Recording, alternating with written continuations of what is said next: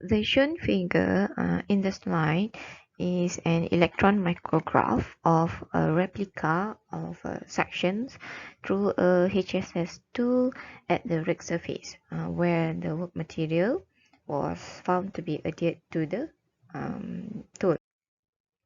The tool had been used for cutting a very low carbon steel at high speed steel at high cutting speed, that is at 200 meter per minute. And it is found that the steel adhering to the tool had been recrystallized, and the contact between the two surfaces is found to be continuous in spite of the uneven surface of the tool, which would make the sliding to be impossible.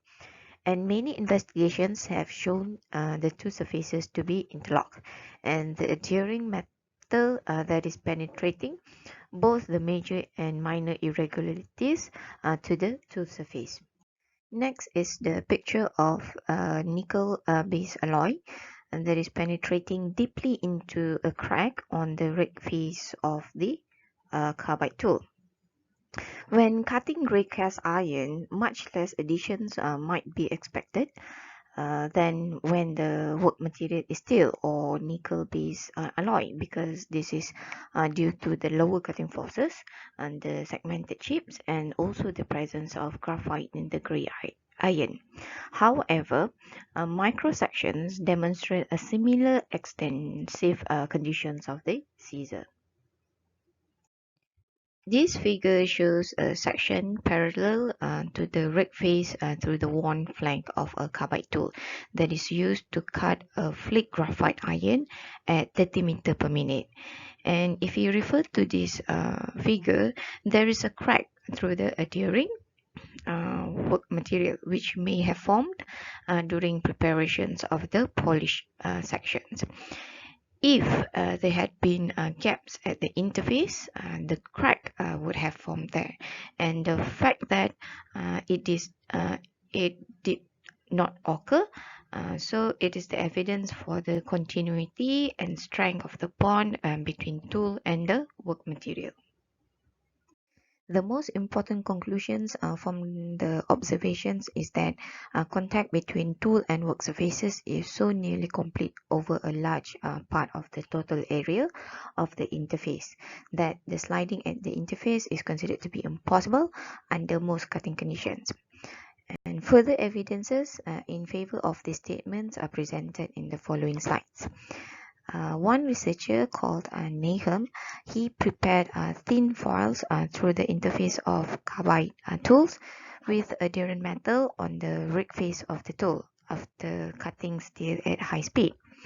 And when it is examined by using the TEM, or we call as the transmission electron microscopy at the highest possible magnifications, we found that no gaps were observed between the carbide and the adherent steel, and any gaps must have been smaller than 5 nanometer, and there was no reason to believe that there were any gaps. The shown figure is a transmission electron micrograph produced by one of the researchers called as the R.M. Greenwood.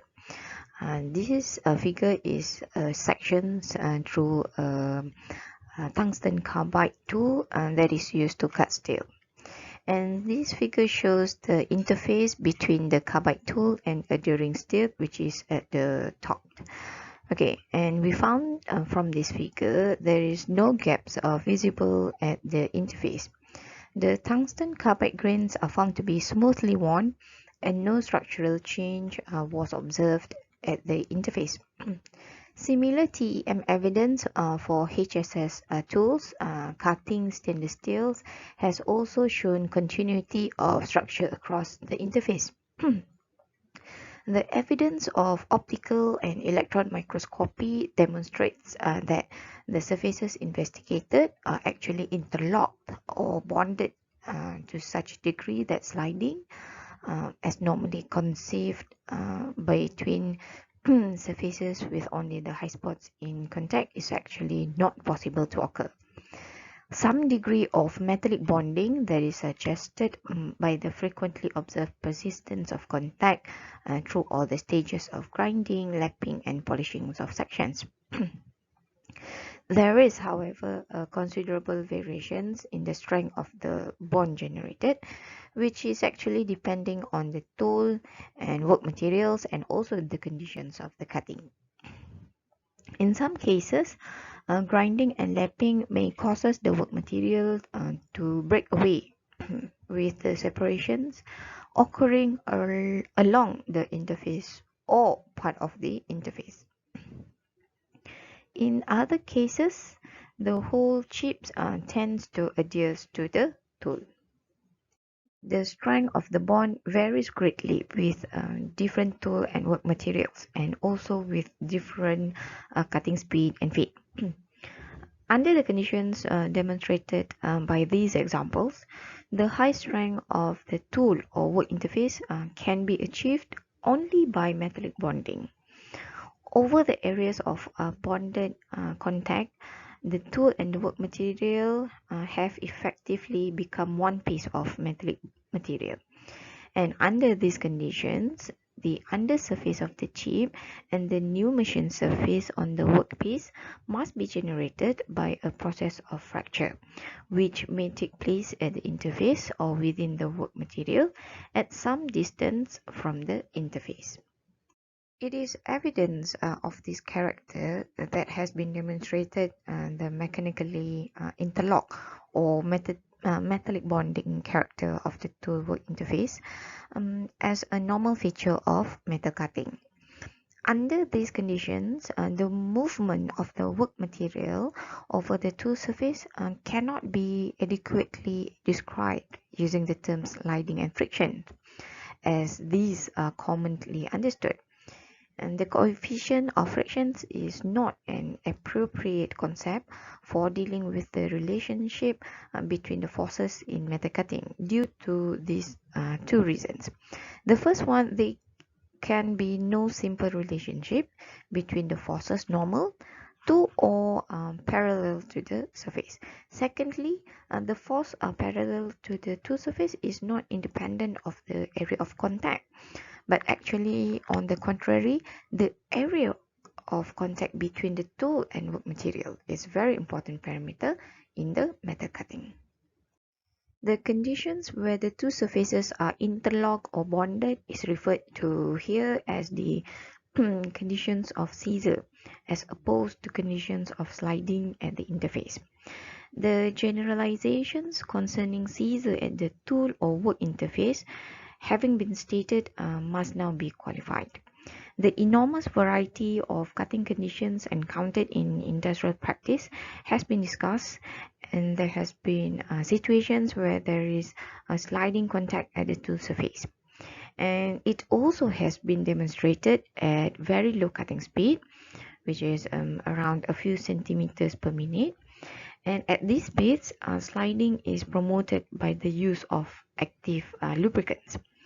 Sliding at the interface occurs, for example, near the center of the drill, where the actions of cutting becomes more of a forming operation. Even under seizure conditions, it must be rare for the whole of the area of contact between the tool and work surfaces to be seized together. This diagram is a figure of a lathe cutting tool. Examinations of used tools provides a positive evidence of the seizure on the tool workpiece that is close to the cutting edge, that is OEBF. Okay, the length of the OB is being considerably greater than the feet. Beyond the edge of this area, there is a frequently region where visual evidence suggested that the contact is intermittent, that is the AHB FC. Much more research is required into the character of the interface and into movement within a region of a small number of f-stop spacings from the interface under a variety of cutting conditions. Some of the research works, they use Sapphire tools, which demonstrated that the sliding at the interface may sometimes occur during the cutting. And the movement at the interface was reported to have been observed through transparent tools, and it has been recorded using high-speed cinematography. And from that research work, they concluded that sliding occurs when the interfacial bond is actually weak, meaning that particularly happen when the soft metals such as lead are being cut with sapphire tools, or where the tools is being contaminated with a few molecular layers of organic substances which are used for short cutting time. And the conditions of scissor are actually encouraged by high cutting speeds and long cutting time, where difference in hardness between tool and wood material is relatively small, and the bond strength between them is high. Since most published work on machining is based implicitly or explicitly on the classical friction model of conditions at the tool or work interface, the evidence of scissor is actually requires reconsiderations of almost all aspects of metal cutting theory. We are accustomed to thinking of a scissor as a condition in which relative movement ceases, as when a bearing or a piston in a cylinder is seized. Movement stops because there is sufficient force that is available to shear the metal at the seized junctions, and if greater force is being applied, the normal result tend to be massive and often occur catastrophic fracture at some other part of the system. With metal cutting, however, it is necessary to accustom oneself to the concepts of a system in which relative movement continues under conditions of scissor. And this is possible because the area of the scissor is quite small and sufficient force is applied to shear the work material near the seized interface. Tool materials have high yield stress to avoid destructions under the very severe stresses which scissor conditions is being imposed. Under sliding conditions, relative movement can be considered to take place at a surface which is the interface between two bodies. And the movement occurs at the interface because of the force that is required to shear the bonds, and any areas of real contact is found to be much smaller than the required to shear either the two bodies. Under scissor conditions, it can no longer be assumed that relative movement takes place at the interface because the force required to overcome the interlocking and bonding is normally higher than the required to shear the adjacent metal. Relative motions under scissor involves shearing in the weaker of the two bodies. In metal cutting, this is the work material. The shear strength is not uniformly distributed across the chip. The bulk of the chip that is formed by shear along the shear plane, you can refer to the figure 3.1, that is the OD, is not further deformed but moves as a rigid body across the contact area on the tool rig face. And the shear strain resulting from the scissor is confined to a thin region which may lie immediately adjacent to the interface or at some distance from it. In sections through chips and in quick stop sections, zones of intense shear strain near the interface is actually normally observed, except under conditions where slidings take place. The figure shown in the slide shows the shear zone that is next to the tool surface in the case of steel that is being cut at high speed. And the thickness of this zone is often on the order of 25 to 50 micrometer, and the strain within the regions is much more severe than on the shear plane, so that the normal structural features of the metal or alloy being cut are greatly altered or completely transformed. The shown figure shows at much higher magnifications, that is the structure in this highly strained region, and the pearlite areas, which are elongated but unmistakable in the body of the chip, are so severely deformed in the highly strained region near the interface that they cannot be resolved by optical microscopy. Examinations of these regions by transmission electron microscopy, or TEM, shows that the main feature of all alloys so far investigated is a structure that consists of equax grains of a very small size, around 0.1 to 1 micrometer. The next figure shows the structure near the interface of a low carbon steel chip that's been cut with a high speed steel stool. And these structures are clearly the result of recovery or recrystallizations during the very short time when the material was strained and heated as it passed over the contact area of the tool. This behavior of the work material is in many ways more like that of an extremely viscous fluid than of a normal solid metal.